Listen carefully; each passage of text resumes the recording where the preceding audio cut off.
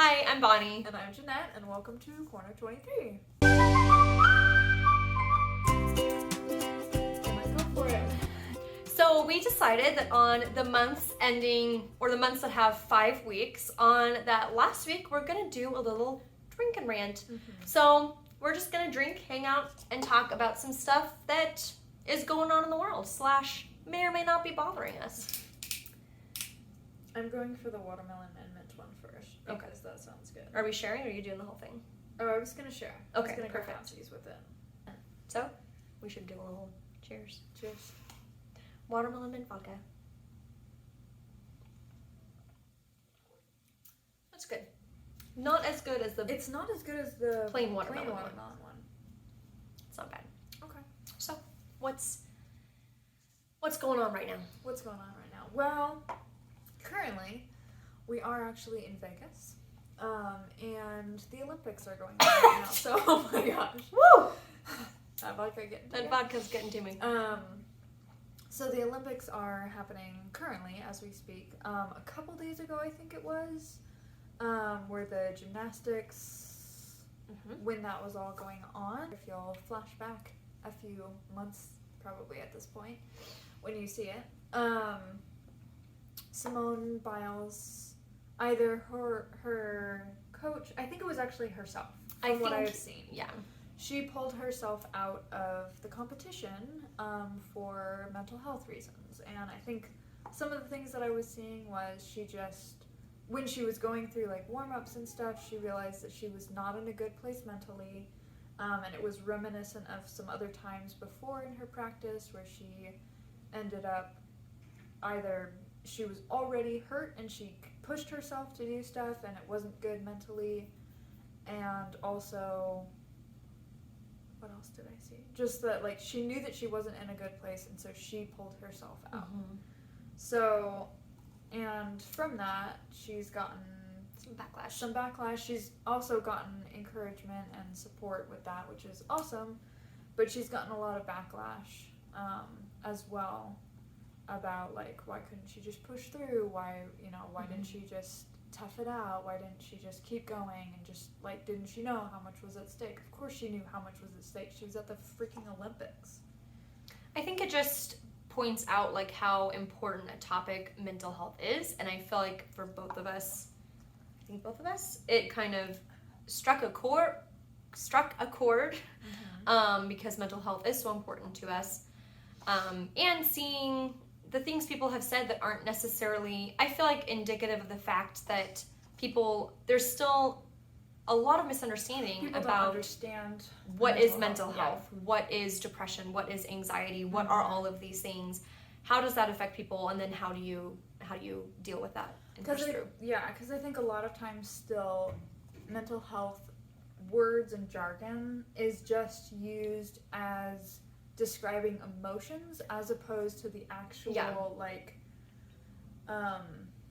mental illness symptoms that there are of, oh, I'm feeling depressed today, which I used to do. I'd be like, oh, I'm so depressed, such and such didn't happen, or whatever.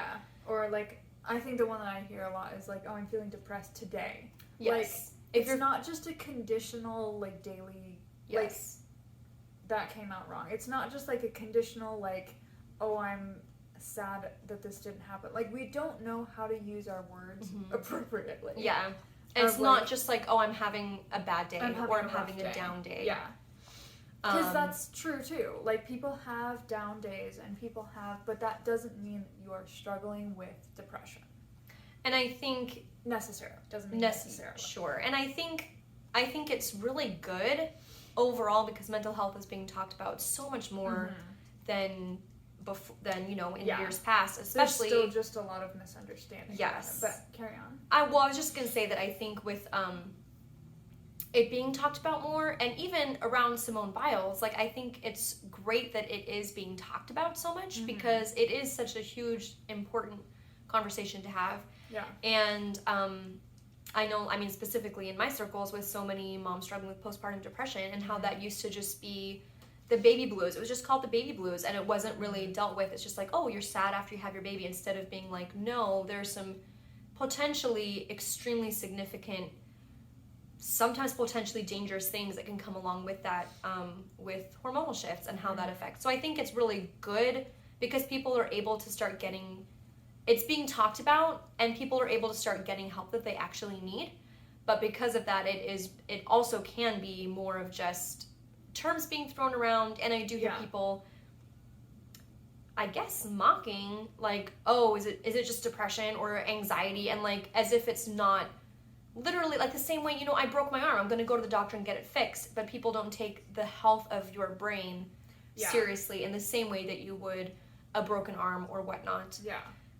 And of course, it's super nuanced because so many different things can cause depression or anxiety or whatever it is. But I think to be able to get that help that you need and be able to talk about it is super important. And I mean, just thinking about like other terms that are like thrown around that are like not helpful, of one that I was just thinking of like, oh, she's so bipolar, or oh, he's so bipolar. Like, that's an actual condition that people have that like has, and I honestly don't know that much about like the actual like clinical definition or diagnosis of bipolar, but like just using those phrases, or like, oh, I'm so anxious, where it's like, what do you mean by that? Like, are you struggling with anxiety? Like, do we need to get you out of this situation? Or is it like, I'm nervous, or I'm stressed? It's just like, which, not to belittle that at all, because it's just, you handle it a different way. Yeah, exactly. And I think to be able to distinguish that is important. Yeah. Probably won't get into but I one. will take another drink. Okay, let's do this one. This one is peach. Oh, peach. I'll just hold it. You just hold that while I open this. Try not to spill all over in our hotel room. Oh my gosh, why is this one so much more difficult? Can you put your cup closer so that I can pour this in here? So, as we're having drinks here, I guess we can talk about other things too, but like, is this one good? Oh, it's really good. Is this vodka too? Mm-hmm. Peach. It's good. I think so. Ooh, that one feels stronger, but also it tastes better. It does taste better. Maybe we should talk about drinking and mental health. Yes. I think that's an important. Yeah, because I think the other thing with mental health is obviously there are ways to go about helping yourself through that, and there are healthy ways and there are unhealthy ways, and it is interesting too though with mental health, because there are, I was gonna say like roller coasters. There's not really roller coasters. There's like times where it is harder. There are seasons where it's harder, and there's times where it is easier to deal with things, or it's not as present, it's not as like you're able to like deal with life more. And so obviously with all of that, like there's symptoms, there's things that as you're going through, like, and as you're like learning more about it too, like, you know what you're looking for when you're dealing with the various things that you're to be able to know yourself and know your limits and know your triggers, which I think, I guess coming back full circle to Simone Biles, is why I am so freaking proud of her for knowing her limits and for being willing to speak up on that, on such a high risk thing. Yeah. And I think even in like our day-to-day, to be able to have, I was going to say to have people you can talk to who understands, but I mean, how many people are not understanding Simone Biles right now? But to just be able to know yourself enough to be able to say, I'm not in a healthy place right now, and I need to step back, whatever that may look like. Yeah. And even in that, if that's in like day-to-day stuff. Yeah. Of like, and I think that another thing, like, with your line of work, you don't have this so much, but like in career positioned jobs or anything, like taking a sick day for mental health Like, you don't have to explain why you're taking a day off. Yeah. Like, if you're not okay, take the day. Yeah. And call it a sick day, because you need to be healthy for yourself. Yep. And to be able to continue on with life and to carry on with, like, everything that's going on and all of that stuff. And there are times, too, where you do have to push through. And you do have to keep going. And so then it's just, like, a matter of figuring out how are you going to take care of yourself even in that situation where Therapy. You have to Highly recommend therapy. figure out, I have to keep going. Like, there are people depending on me. Yeah. And I can't take a break, so how do I incorporate mental health care, self-care, help for yourself that you can, so that you can carry on in the long haul of everything. What do you do for self-care during those either super busy seasons or just times where you can't just check out and take a day off or a week off in Vegas? Yeah. So I think things for me that I usually do, music is like my huge therapy. It's super helpful. I feel like I can, throw the headphones in, blast my music, and sometimes that's like listening to sad melancholy music, just to be able to feel the feelings that I'm feeling, and to be able to even cry it out sometimes. Like, that's, like, your body cries because you need to release things. There's a reason our bodies are made to do this. Yeah, exactly. And so, like, that release of being able to cry is very helpful. And so, like, sometimes it's melancholy music, sometimes it's, like, angry music, of, like, I need to kind of rage for a little bit. Yeah. And then other times it's just, like, happy music. Like, music is just very therapeutic to me. Awesome. I think that's probably the biggest one for me. That's, like, my biggest self-care. I think having moved back to the States, I mean, it's been 1.5 years now, but still just, like, trying to figure that out of, like, what self-care looks like for me. I would say also shopping is very therapeutic for me, which is also, I have to be careful with that too, of, like, if I have, like, a bad week, I can't just go shopping every day and spend, like, $50, $30 every day. Like, that doesn't work. Yeah. I know that exercise, physical, like, strenuous things, or, like, competitive things are also very therapeutic for me, but they also have to be safe. Like, mentally safe for me. So, like, when I was at school, I would play volleyball, and I did that, like, every weekend, and there were some weekends where we played literally Friday, Saturday, Sunday, and that was a very stressful time for me. And not volleyball, like, just that in life, particular time in life. And volleyball was very therapeutic for me, but that was also a very safe place for me. Like, the people that I played with were awesome people. It was just great fun. So I would say I have not found a safe place for me to either be competitive or do strenuous exercise. So it's been difficult because I haven't done a lot of exercise in, like, the 1.5 years that I've been back because of various things. Yeah. So hopefully you can find a space for that.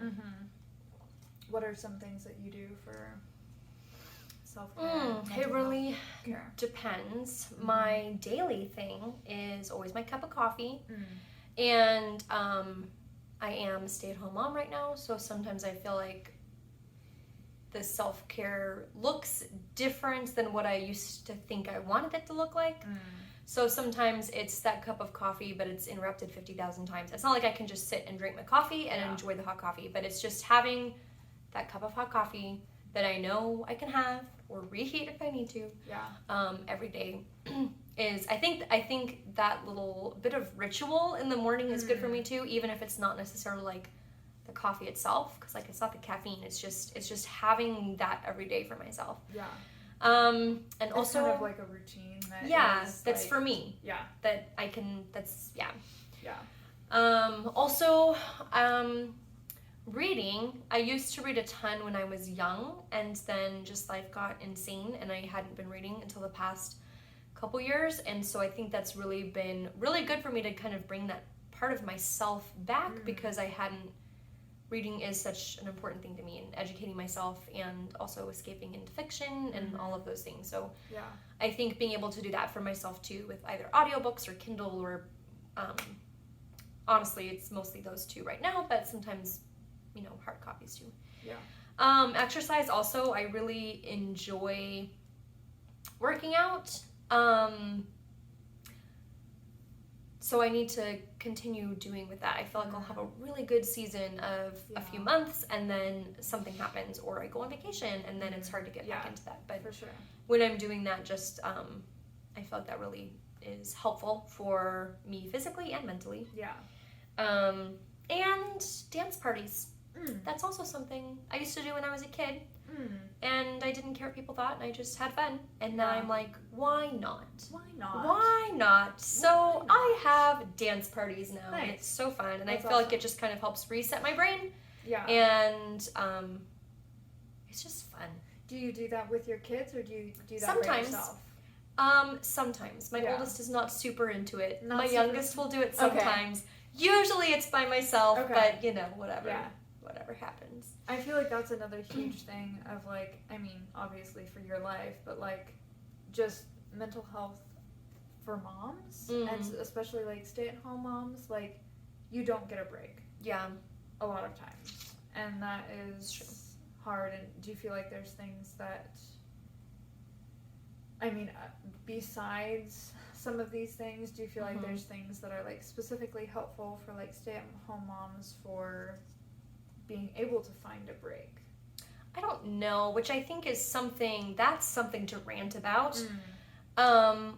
With just the expectations for parents, and particularly for moms, there's not, like, you're not even really allowed to say that it's hard, because you're just supposed to, well, you chose to have kids, or, well, this is what it's like raising kids, or just whatever it is, that like you're not even really allowed to talk about it. And again, with social media and people talking about mental health more and more, I feel like it's starting on some very positive trends in that direction. Yeah. But I think that's the hardest thing. And then you get together with other moms or kids, and you still can't really like talk to other moms, because you're corralling all the kids, and they're corralling their kids, and all the things. So I think a lot of conversations need to be had about allowing people in whatever stage of life that they're in, instead of, I mean, we've talked about this, like looking at, high schoolers or college students, and they say, oh, life's hard, and being like, wait until you're in the real world. Like, what the heck is, That's why? so unhelpful. Why? Is that our default? Or like when somebody has a newborn, like, oh man, it's hard. Well, wait until the teenage years. Like, what the heck? Yeah. Please stop. So supporting people in whatever phase that they're in. Yeah. Because life is hard. Yeah. No matter what. Life tends to be hard. And also, I forgot what the second thing is that I was going to say. It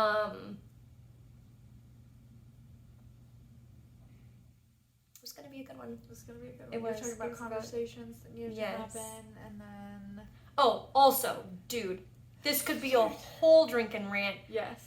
It drives me insane, the expectations, which we've also talked about so many times, placed on moms versus on both parents together. Yes.